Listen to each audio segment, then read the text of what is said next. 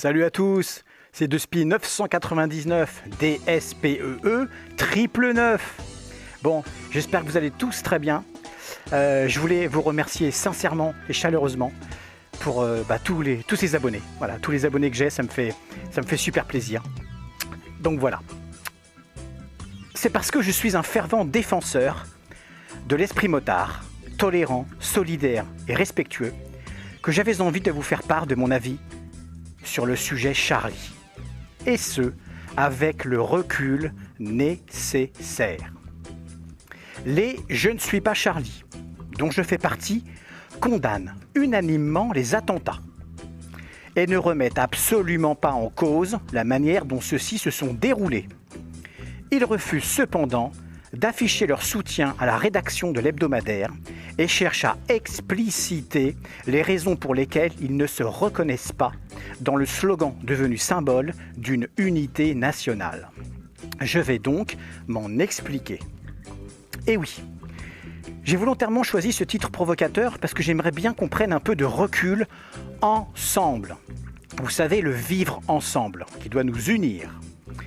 Sur cette étiquette un peu trop radicale à mon goût, qu'on soit Charlie ou qu'on soit pas Charlie d'ailleurs. Proclamer être Charlie, ce n'est pas seulement défendre le droit de penser, le droit au désaccord, ce que je partage complètement. C'est défendre aussi le droit d'offenser selon les codes de l'autre. C'est défendre le droit d'humilier, de ridiculiser publiquement. C'est autre chose que l'impertinence dont parlent pudiquement certains journalistes. Voilà pourquoi je ne suis pas Charlie.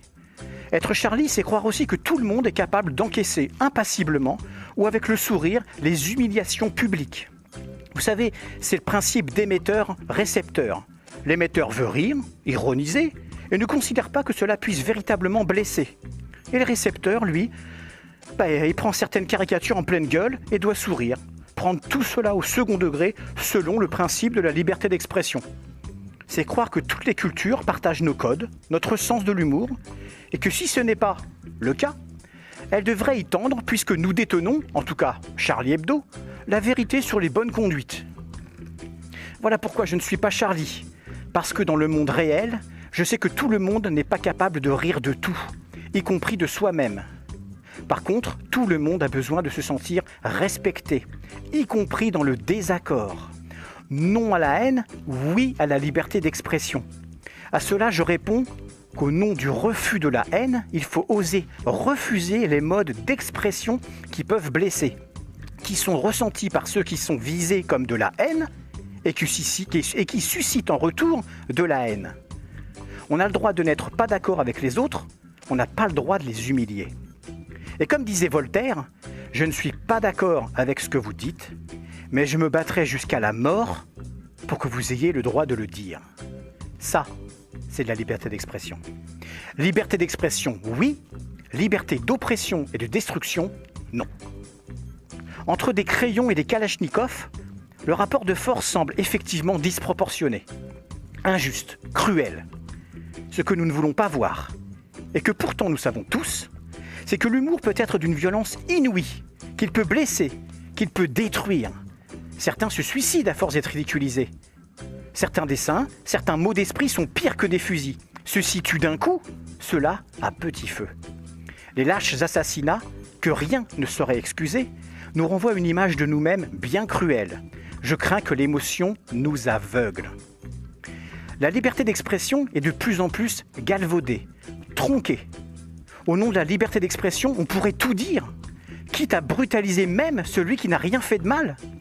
Et quand on s'en défend, cela n'est plus de la liberté d'expression. Je suis éducateur spécialisé, je suis empathique, je suis humain, je suis compréhensif, tolérant et à l'écoute. Je suis sensible à la détresse et à la souffrance de mon prochain. Mais je ne suis pas ce Charlie-là. Certaines caricatures, certaines formes de harcèlement culturel et religieux ne respectent plus la liberté d'expression. Ces dessins doivent permettre à tout un chacun de conscientiser la réalité de notre monde, à le critiquer, à prendre le recul nécessaire à la réflexion, même avec humour, c'est pas un souci. Mais ce n'est pas en projetant ce qui peut être interprété ou assimilé par celui qui reçoit ces messages comme de la douleur et de la souffrance, que l'on va pouvoir, ensemble, construire un monde meilleur. Ou alors, il faut être le plus fidèle possible à la réalité, en accusant, en ciblant véritablement les auteurs de crimes atroces, et non pas tous mes amis musulmans par exemple. C'était un exemple. Le principal problème, c'est que l'émotion nous sidère parfois. La sidération, cet état où l'émotion est telle, les sentiments si forts et si destructeurs qu'ils nous empêchent de réfléchir. Et c'est là que l'amalgame, avec un grand A, naît. Qu'une pensée unique et sans issue peut se développer. Et ainsi, nous trouver dans la réaction plutôt que dans l'action. La liberté d'expression doit nous permettre à tous d'exposer nos désaccords, nos opinions, nos idéologies, notre philosophie de vie, notre mode culturel et pourquoi pas notre religion, mais en aucun cas les imposer dans la démonstration de rage et de haine. Je suis évidemment le Charlie touché, blessé, détruit, solidaire et terriblement triste suite à tous les attentats que nous avons vécus ces derniers temps. Et je partage toute la peine des familles des victimes, elles-mêmes victimes. Mais je ne peux pas être le Charlie qui défend certaines caricatures humiliantes, dégradantes, et par conséquent absolument pas constructives, mais bel et bien humainement destructives. Juste pour info, la presse et le peuple italien n'ont pas du tout, mais alors pas du tout, encaissé un dessin répugnant et dégoûtant de Charlie Hebdo suite au récent tremblement de terre. La réponse italienne fut cinglante. Un homme se retrouve en dessin en train de pisser sur la tombe de Charlie Hebdo. Comme quoi, tout cela n'attise que de la souffrance et de la haine. Une cascade de violence pas du tout efficiente pour l'être humain. J'espère que cette réflexion pourra justement nous ouvrir ensemble les yeux sur le sens réel et absolu de la liberté d'expression, la bonne, la bien fondée. Et exposer le fait qu'on ne soit pas tous Charlie, c'est aussi la démonstration d'une liberté d'expression, de la liberté d'expression. Pour conclure de nouveau, liberté d'expression, oui, liberté de destruction, non. V à tous.